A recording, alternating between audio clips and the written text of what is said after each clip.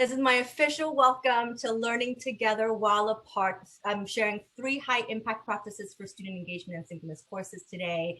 I know so many of you, so thank you for coming to support, to hear more. For those of you who I haven't met yet, I am Nancy Yang. I'm the Associate Director for First Year Programs at Student Academic Success Program. So my primary role is to provide wraparound services for students to, first-year students to transition to college successfully, and I see them off successfully into the sophomore year. That is my love, my passion, my obsession.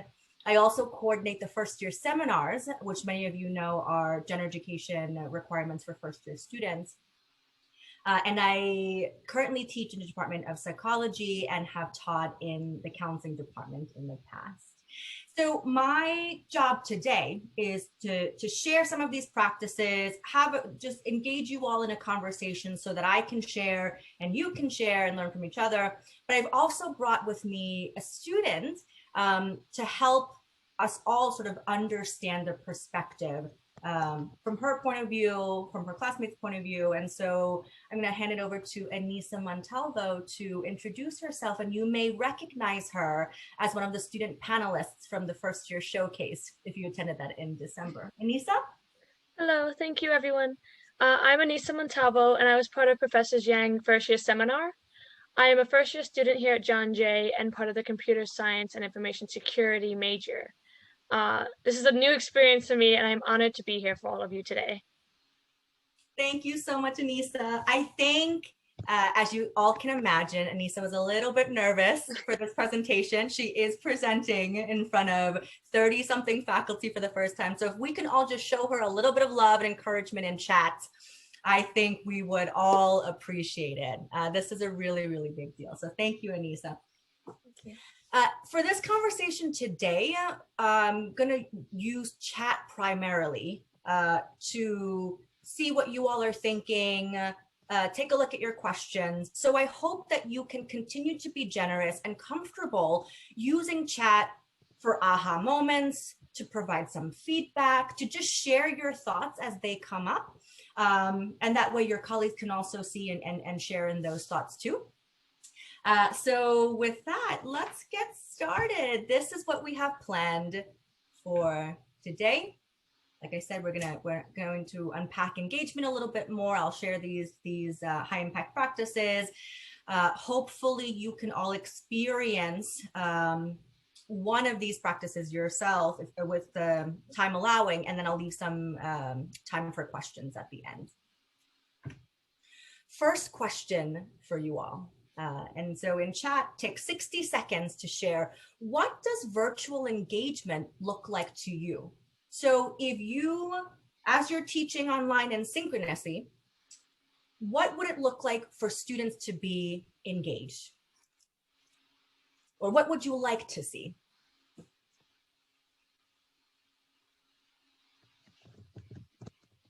You 60 seconds and then we'll talk a little bit more about it.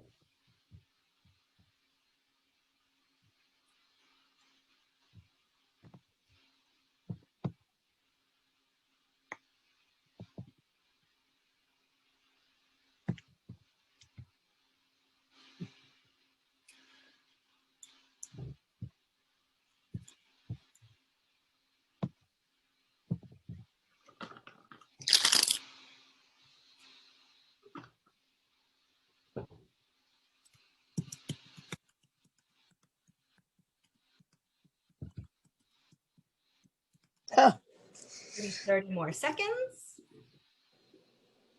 Yes, and if you're done, please take some time to take a look at your colleagues' responses too. I think we have a lot in common and again, have a lot to talk about.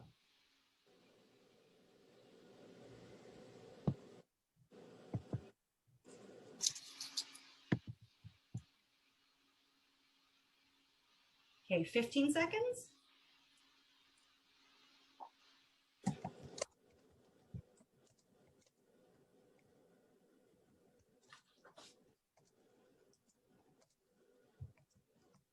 All right, final thoughts, and hit that submit button or that enter button.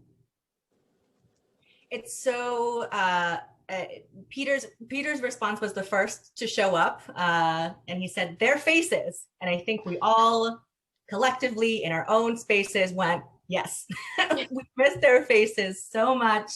Other thoughts from folks is just volunteering more answers when questions are asked. So some more active engagement, voluntary engagement. When cameras are on, we would love to see alert faces, maybe things going on in the chat.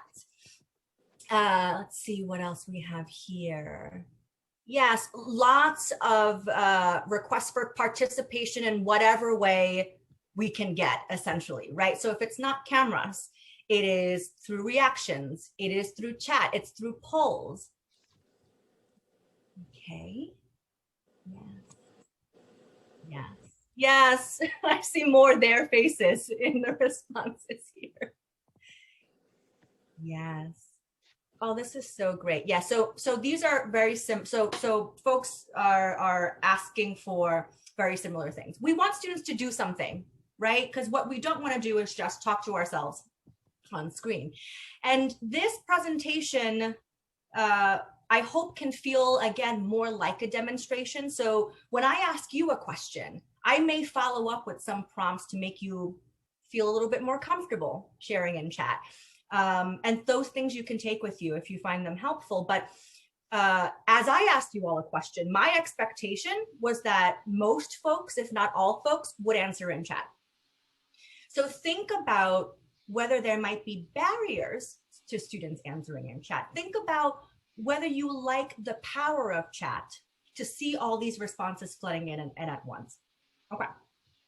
So let's sum up really what you all have said in chat. And higher education researcher Trowler, in her pretty massive literature review, summed up engagement in these 3 dimensions. So when we're talking about engagement, and she makes a distinction between positive, sort of neutral non-engagement, and then negative engagement, but we're going to focus on positive engagement for today.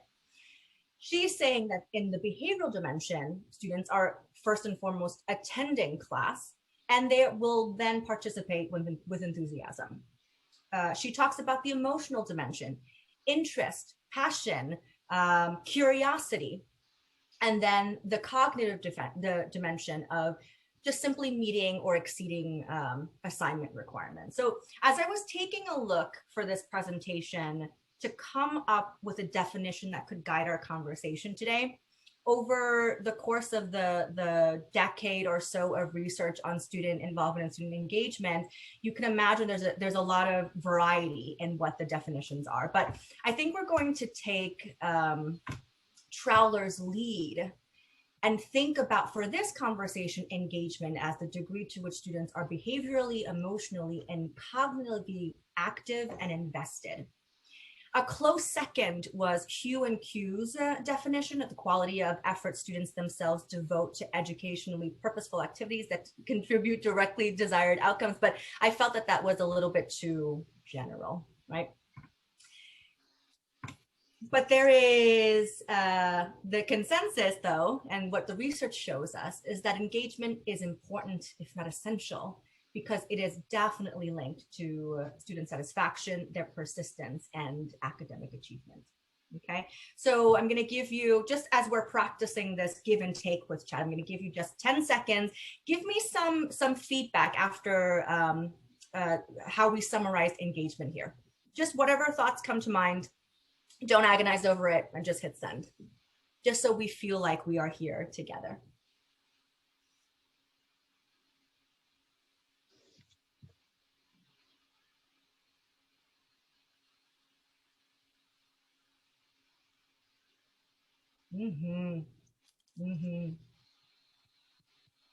Yes, look at this enthusiasm in chat. And if I didn't take a moment to prompt that and pull that into chat, we wouldn't feel this sort of excitement and energy that's coming from our collective, even when we're not in the same space, right? So folks are saying, what stuck out to me are the 3 dimensions. We like the definition. Yeah, some folks are talking about thinking about what non and negative engagement looks like, to sort of understand how we can elicit positive engagement. So much excitement in chat. Thank you for your generosity. Okay, so we're gonna move on. Here, before I move on, I want to point back to Peter and Rita's comment, at least, about seeing students' faces. And I think when we think about engagement, for better or worse, we are wanting to see our students' faces. And so the question of engagement through camera use was definitely something that I wanted to chat about today.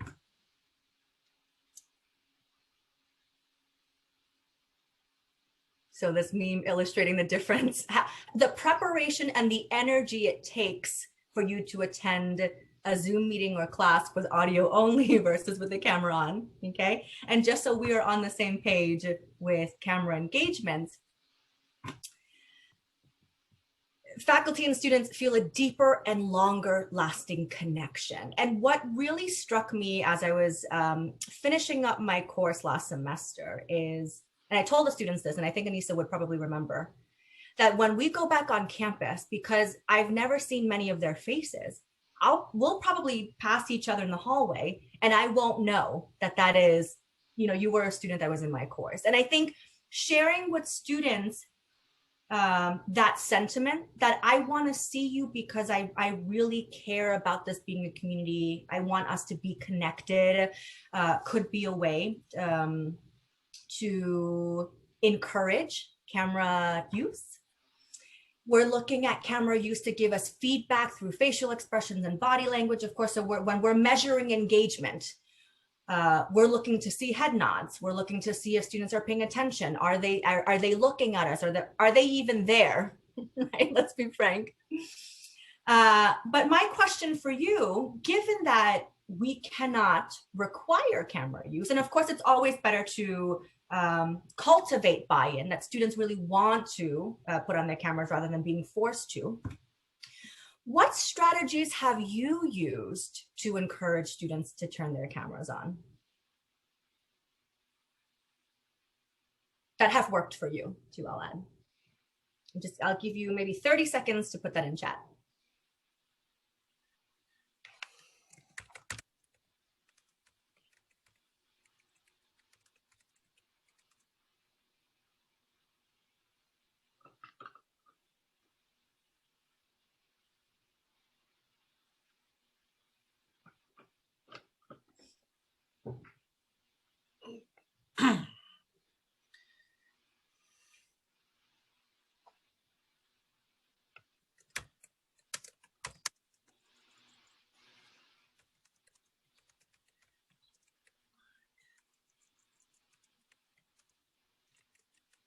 Maybe about 10 more seconds and we'll dive into this a little bit. And if you're done, of course, take a peek at your colleagues' responses to see if this might be a strategy that works for you.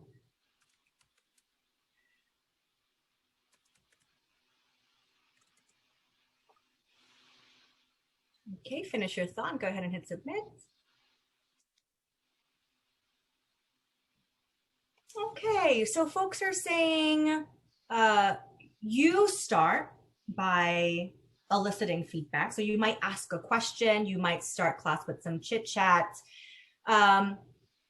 Students could respond without their cameras on, without their cameras on. But we hope that they do have it on. Jill's mentioning a strategy where she is intentional about her praise. I love that you have your camera on today. Thanks so much. So there's no shame in the game for the students who don't have their cameras on, because as I'll share in the next slide, there are a lot of very, very, very valid reasons why students don't have their cameras on. But showing those who do have their cameras on that they're appreciated could go a long way for the other students too. Maybe introducing an icebreaker that encourages having cameras on. Mott is sharing, inviting students to share something culturally relevant to them, something personally meaningful. So you could incorporate that into an icebreaker. And also folks are sharing that just inviting them to turn cameras on doesn't mean that they will, right? Because students, of course, know that it is not a requirement, can't be required to do that. So really this is talking to the heart at this point. Why would students, given at least 5 large barriers to turning their camera on, still want to turn their camera on is the question. And Ritu is mentioning, of course, showing by example. You might have Anissa, for instance, in my class, kept her camera on the entire time, all the time. And I might nudge Anissa to talk to her close friends in the class to see if she can encourage those students to put their cameras on, or at least help students, sort of fellow students, understand that it's even better for her as a student to see other students, right? Okay. Yeah, some folks are intentionally praising. Thank the lone person with the camera on for keeping them company. Yeah, shout out to any pets, right? Pets are, if they're welcome in your virtual classroom, I think that's another way to make students a little bit more comfortable. Wonderful. Thank you again. Thank you again for your generosity. Okay, so we're going to move on here and talk a little bit about the trouble with cameras. So if you take a look at this screen here, I'm going to give you a few seconds to take a closer look. This should resonate with many of us, which includes a lot of the reasons students might not be turning on their cameras. So we're going to start here.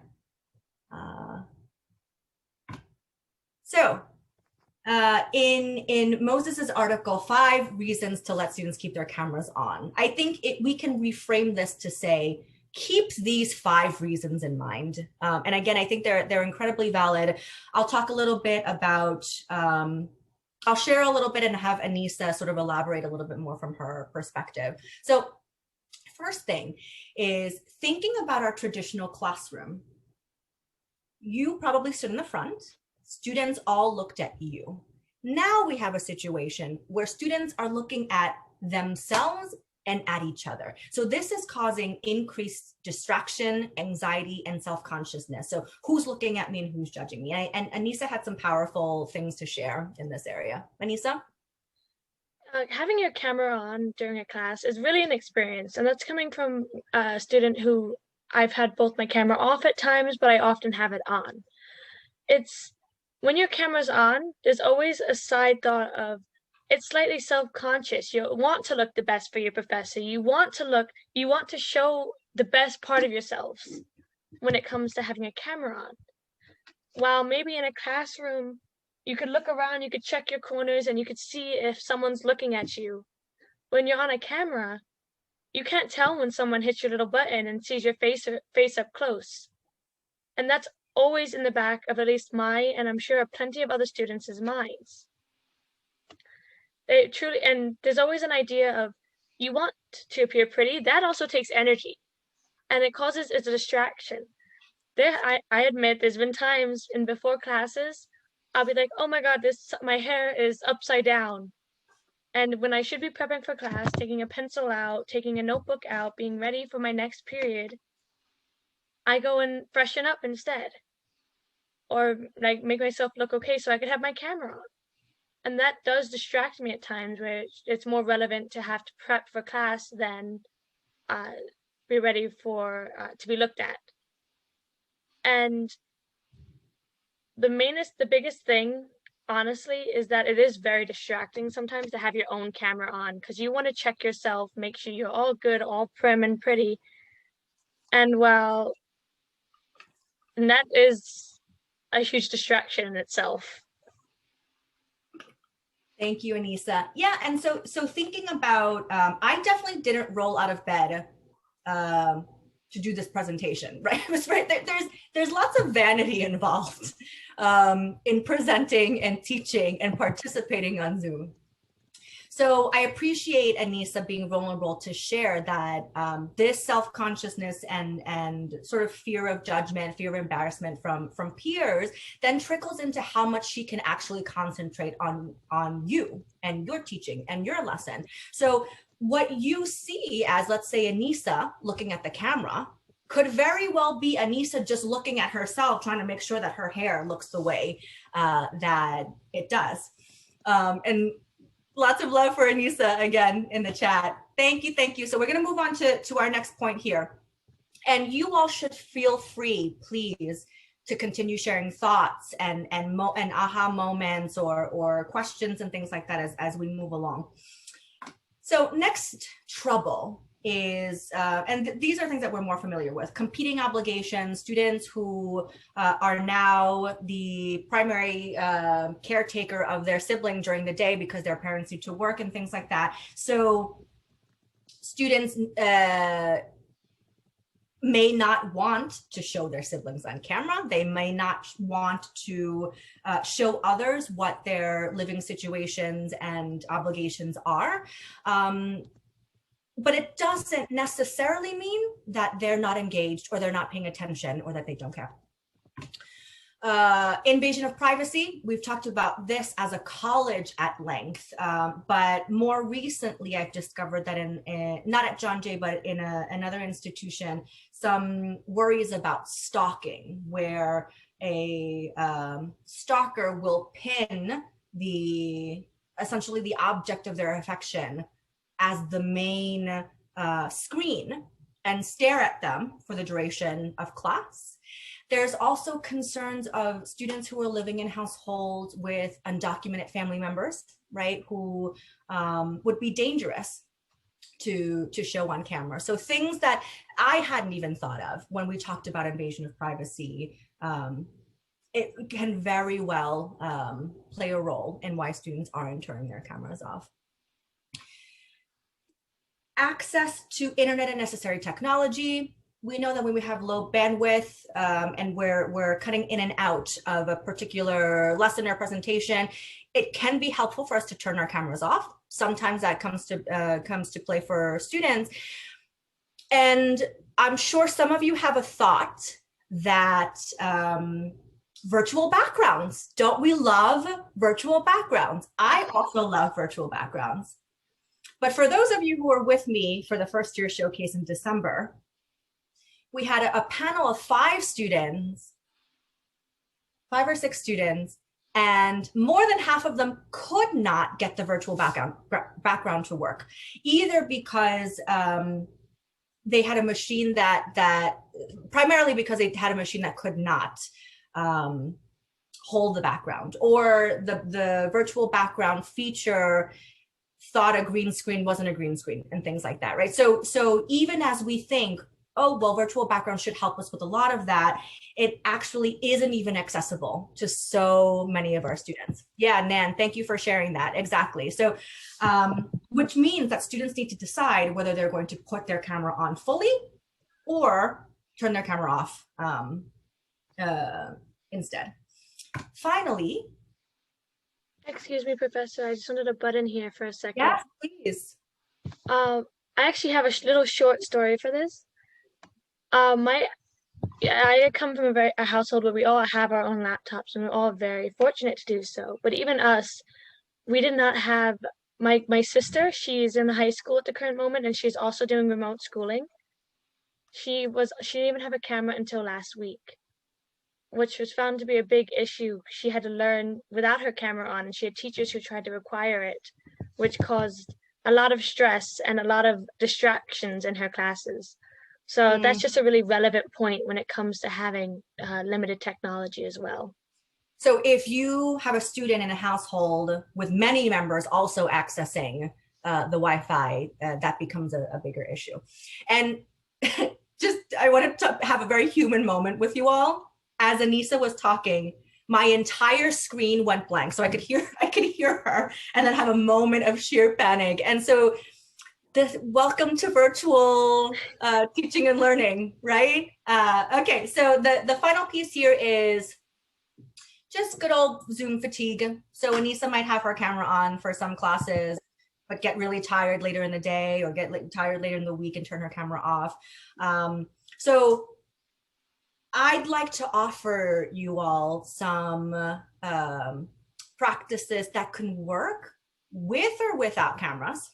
Great if the camera's on, great if there are no cameras, that still make you feel sort of at the core, right? That you are connecting with your students and your students are connecting with you. So the way that my screen is set up right now, I can only see my slides, my face, Anissa's face, and the chat.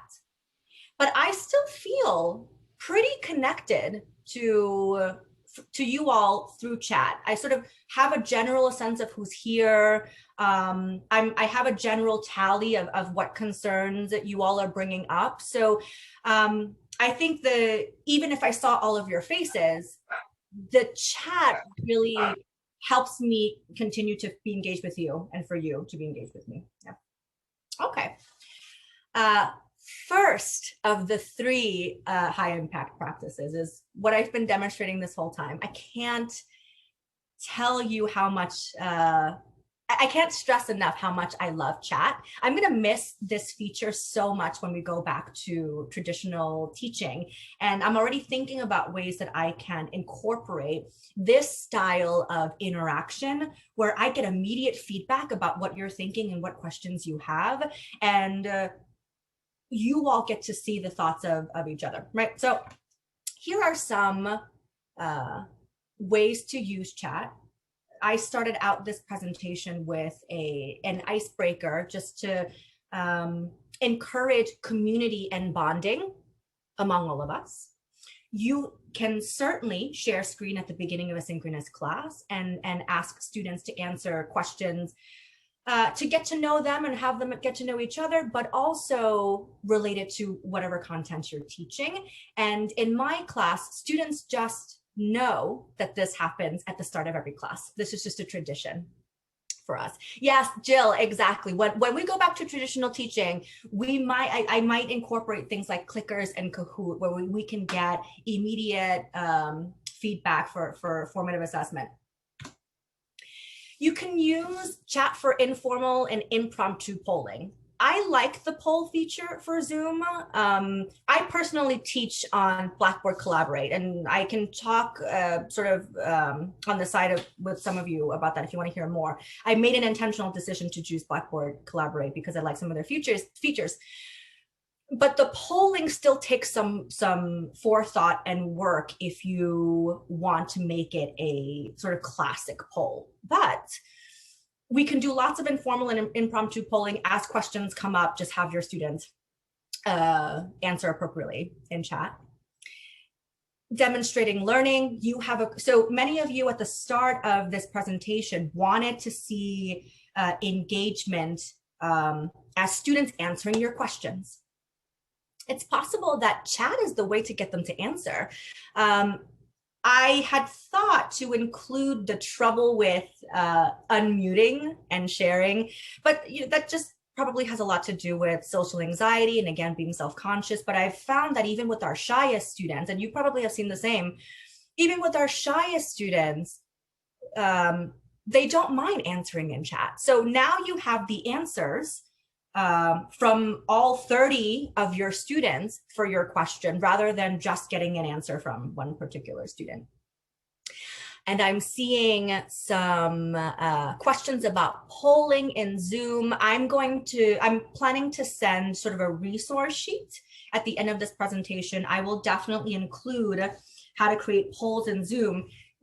The trouble here is if I wanted to create a poll right now, I couldn't. I'd have to go onto the Zoom on my browser to type in the question, type in the answers, and we just can't do that in the middle of class. But you can pre-plan your polls and launch them during class. Blackboard Collaborate does allow you to create polls in Blackboard Collaborate without going into a browser, but again, that still takes time in between. So I definitely recommend the chat, the use of chat for these impromptu polls. Okay.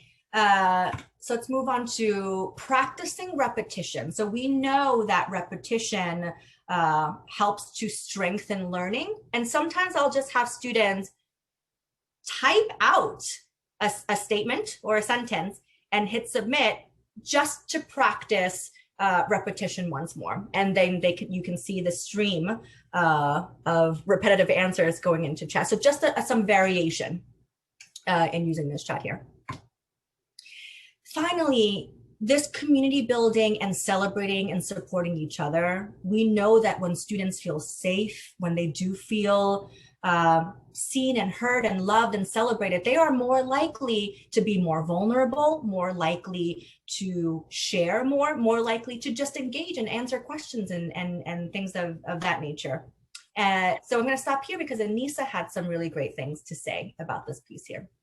As Professor Yang had previously mentioned, when we do celebrate and really support in these chat functions, it actually motivates us to talk and engage more because we feel validated, and we really do want to hear our teacher say, oh, that's interesting, when we type something out every now and then, especially with her icebreaker and community builders.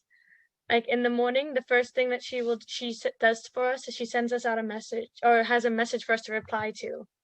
And we'll all tell our own little stories. It allows us to like let out some of our information, interact with our classmates, and most importantly, interact with our professors. And in results, she responds back to us. And that I want to write more. I want her to notice me. Sometimes I'm like, ooh, she saw me last week. Maybe she'll like this story, or maybe she'll like this answer. And it really fosters a really cheerful and creative environment, and makes you want to like hype everyone on. After even celebrating each other, she would start by hyping all us up whenever we talked. And that made each other want to hype. We wanted each other to hype each other on. I wanted to hype my friend on. They wanted to hype me on. It really made us want to be active and made us want to be aware in our classes. We really did feel good, and we felt comfortable. That was the biggest thing, because a lot of us feel uncomfortable when talking, and a lot of us feel uncomfortable when showing ourselves, doing all these things. But typing, it's a little more secure, first of all. And when your teacher's interacting with what you're typing, you just feel comfortable with being able to speak. You know you're allowed to speak. You know it's wanted, and you know it's desired. So I really did feel like I can comment. Oh, I have an aha moment, type it out. Oh, and we were able to show our engagement through that. Thank you, Anissa. There was the general feedback from the students in my course related to this piece of celebrating and supporting each other is they felt like they wanted to come to class and see their friends and celebrate with their friends. So it took a little bit of prompting in the beginning of the semester, just as if you remember me prompting you to show Anissa some love. It only took a few tries of that. And before long, the students were just, as Anissa is saying, hyping each other up without any prompting. And it just felt more like a community, even though we couldn't be in the same space together. I'm going to stop here for about 15 seconds. If everyone can just put in some thoughts in chat. Don't agonize about it. What have you been thinking? What are your thoughts here? Just click submit.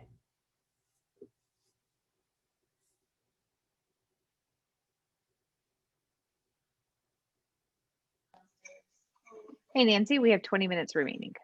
Thank you.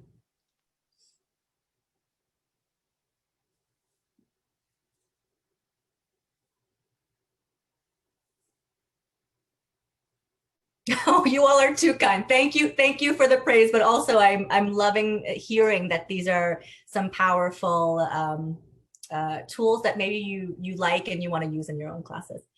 Okay, so with that reminder of the time that's left, we're going to move on to number 2.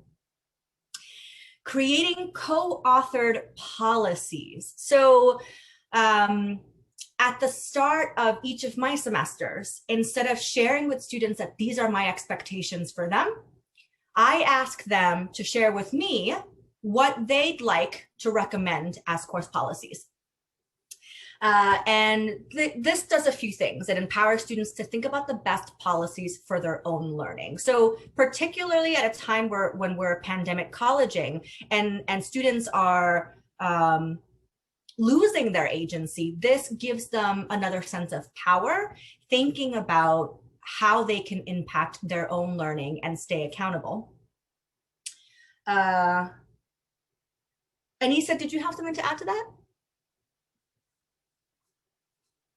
Sorry, I was muted.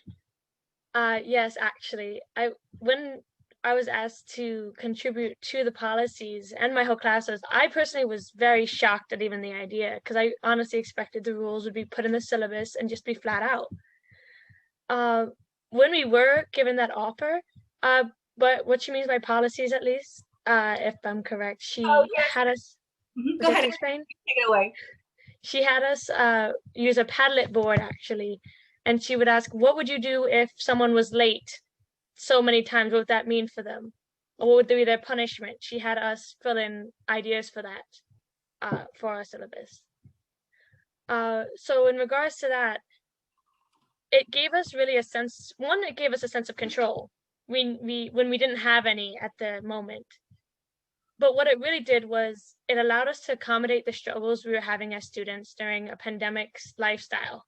While we're dealing with everything going on in the world, we were allowed to say, like, hey, maybe we should take, someone should be, if they're late 3 times, that means then they get an absence. Or we can accommodate for this, we can accommodate for that. And it really let us express that better. But it also gave us a sense of own responsibility too.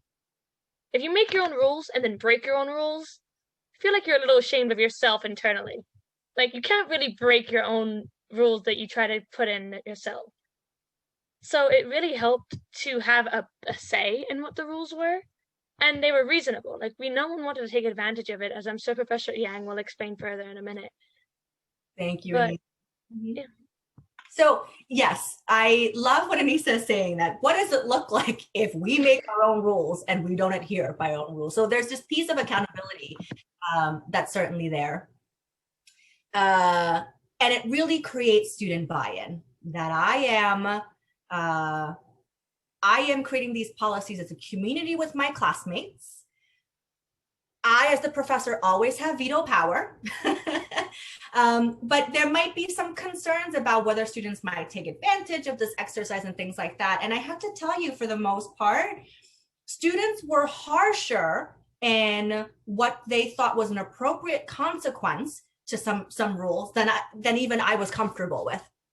So you can do this with high tech or low tech options. I chose Padlet, which is it's sort of like a virtual bulletin board that students can work on together. I'm going to show you an example of this. Some folks might want to use Jamboard that does similar things. You can also use just a shared Google document where students can type their recommendations for particular categories of expectations.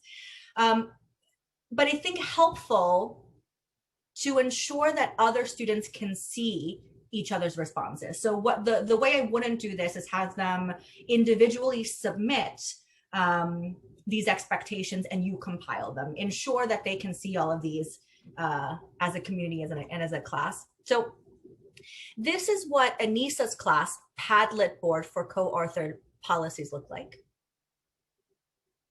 Anissa, can you see Padlet? We can, yes. Okay, great.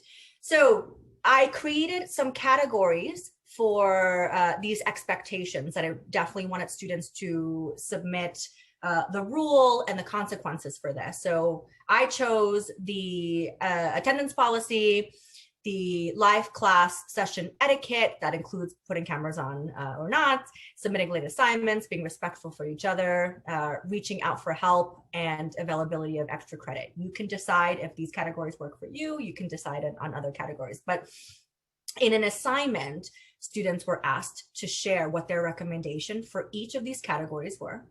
And in class,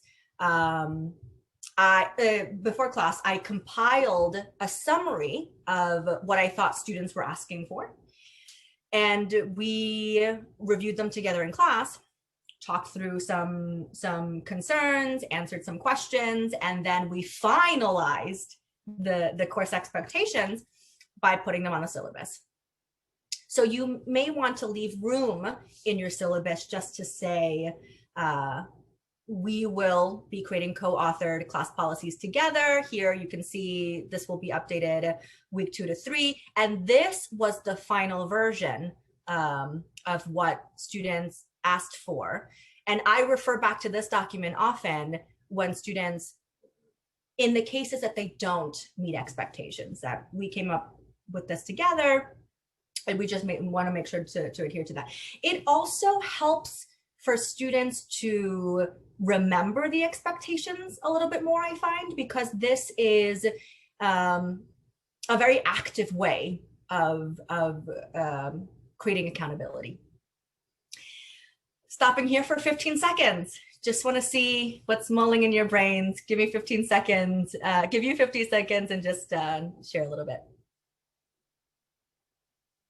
Christopher is saying extra credit against my religion. Absolutely, you would leave that piece of the expectations out.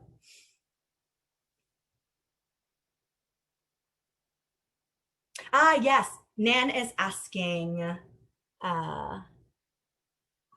so getting more requests to post the syllabus. I will comb through this just to make sure that it is in a shareable state. And of course, I will share it with the FDD folks.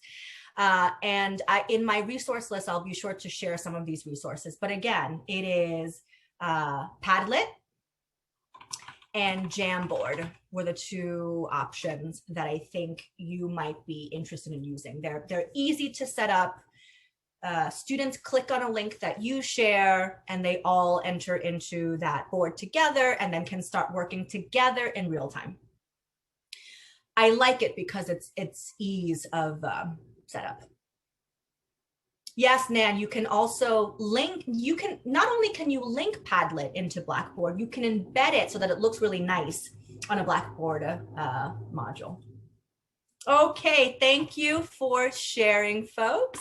Let me get back to this screen over here. Finally, yes, Nan, I think you're interested in the Padlet piece, and I've done a demo for Padlet before. I'm actually going to just include the recording to that for the resource list. And I'm pretty sure that our colleagues in other offices have done Padlet demos too. So we'll make sure that you know how to set this up if you're interested in doing it. Okay. All right. We are running out of time. So I'm sharing this last high impact practice, and we'll leave some a little bit of time for questions. Okay, so we're going to talk about de-agonizing group work. So just a quick 20-second response in chat. What makes group work for students so agonizing?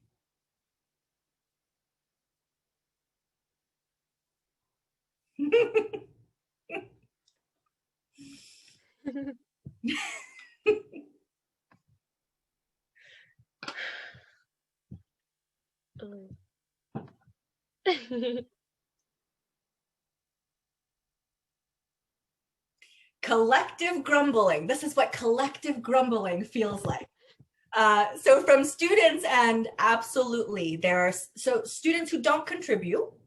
It happens. It's also not just agonizing for students, it's agonizing also for us as we set up group work, ensure that it's effective, and monitor it in the way that we'd like, right? Because I'm sure you would agree that if we are going to just throw a collaborative assignment together, we might as well just skip it, because it really does take some work to prepare and work on. Someone mentioned trust being a big issue. So one piece of it is that you're depending on others to also do their portion of the work. But on the other end, you also need to feel rather safe to be able to be vulnerable and enough to work with students that are strangers. Adding to that this is in a virtual space now, which is even more uncomfortable, even less safe. So absolutely agree with you all here. So I think I've come up I have to give credit to another colleague, and I couldn't find a citation for them, and I'll try to find it for the reference piece. But a colleague of mine discovered that there would be an easier way to monitor group work. And in my application, I think we found a way that we can really use effectively. But before we even talk about monitoring, I think important to be explicit about the value of group work and collaboration. It's important to spend a little bit of time to talk through students' agony over this and what could go wrong and what effective group work does look like. And not only for your class, but also for their future in other classes and grad school as colleagues in the workforce. Here, pointing to some measures of engagement and buy-in, allow students, when possible, to decide and take pride in their own roles in a particular group. Although I might recommend, particularly for first-year students, that you all be the ones to assign the members according to interest or strengths that you're already probably aware of. Create some variation there, and then allow them to decide what roles they want to play in that team that you've put them in. Maximizing enjoyment by minimizing confusion. This is great for all of us. So ensuring that students don't fall into the dreaded, so what are we supposed to be doing again? Right? So in all the ways that you can, ensuring that they know exactly what the assignment is and what the deliverable is. What does the end of this period of group work supposed to look like? What am I supposed to submit? What am I supposed to share, etc.? So I'm going to introduce this group work tracker where you all, I'm going to share a template for this too. You can use it to monitor group work in the virtual space and breakout groups. You can also use it when we're back in a traditional classroom. So here, Anissa, do you see the tracker? We do, yes. Great, great, great. This is the first or second week of class last semester. And students, I assigned my students to teams, as you can see here, and created a template for a spreadsheet that tracked their group work happenings, shared it in chat. They all clicked on it. I broke them out into groups and they started chugging away. So in the very first phase of this, students are getting to know each other. So they're creating their own team name. And they're also deciding what's the best role for them. So the roles that I chose that I think are most effective for first year students is the team of captain, and I was sure to explain what I meant by captain here, the role of the recorder, spokesperson, and a timekeeper. If you decide to go with the strategy, you may decide different roles, of course, but students in their breakout rooms chose which role they'd like to take. And for that particular week's class activity, I shared two tasks. One, to explain the term that they were assigned, right? So team 1, team 2, team 3, team 4. Then task 2, to work on an activity. So for my psychology folks, related to stimulus and responses here. But basically I gave them a scenario and I needed them to break this down based on the reading some more. So if I can paint you a picture, you can imagine with me, all the students are in their breakout groups. I'm not in any breakout group with them. I'm just watching this spreadsheet populate. So now I know where the groups are in their work, who's stuck. I have an SOS line here for students to say, help, I don't understand, or I'm confused by this. And what I found was a nod to, I think it was Jonathan who said it, it's agonizing for professors too. There were some classes that I didn't need to jump into breakout groups at all. And we would come back together and the spokespeople would share, and that was it. So really to ease my job, but also to ensure that students knew exactly what they were supposed to do for their period of working together in the group.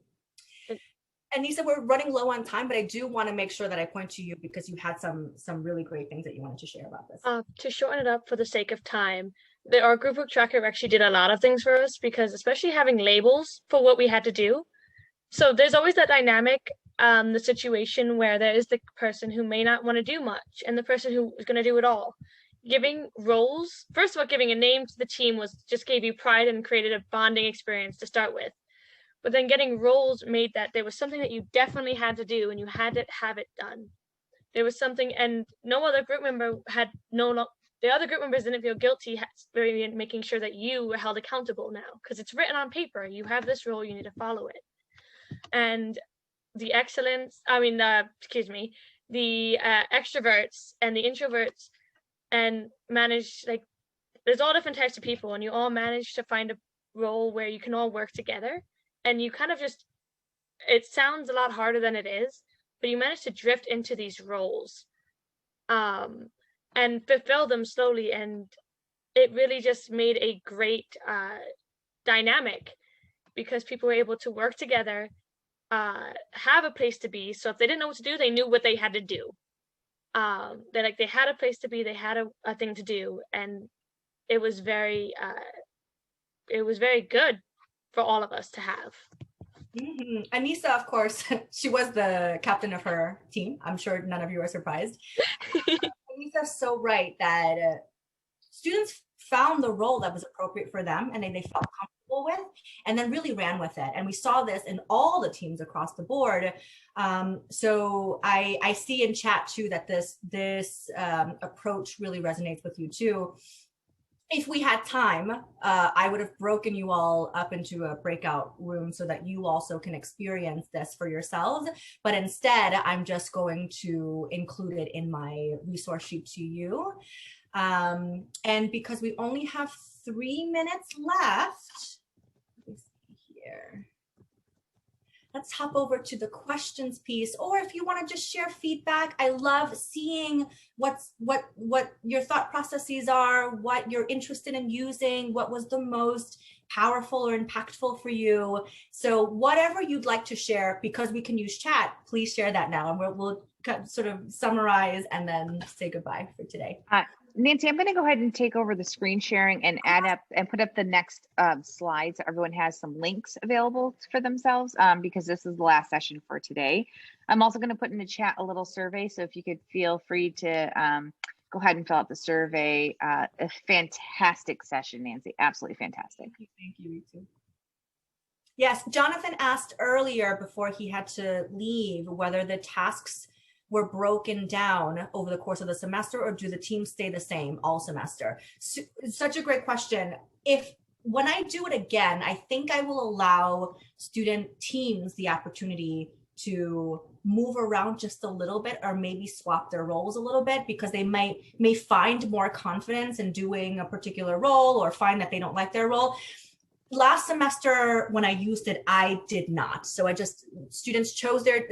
put students in their teams, they chose their roles, and they stuck to it. I think there's value in that too, really, for students to understand what they're capable of, even if they don't like a particular role. So here I'm just scrolling. Yes. Okay. All right. So it looks like, I mean, for the most part, you all got something from this session. And again, look out for some follow-up resources. I am also here. I'll stay here for a little bit for this session, but also you can always email me, and I will pop my email in the chat here, but it will also be in the resource list. And I'm such a pleasure being with you here today. When we talk about a session for engagement, I could not have asked for a more engaged group. So hope to connect with you all soon. Great. Thank you so much, everyone. Thank you for joining us for Faculty Development Day. Really appreciate all the attendance. If you could go back and complete your forms and complete the surveys. If you were playing the Zoom bingo, please submit that card for a chance to win a gift card. And again, any other questions, you can always email tlc@jjy.cuny.edu. Thank you so much. Thanks, Anissa. Thank you, Nancy. Thank you. Thank you all. Thank you, Ritu. You're welcome. Have a good rest of the day. Have a great weekend.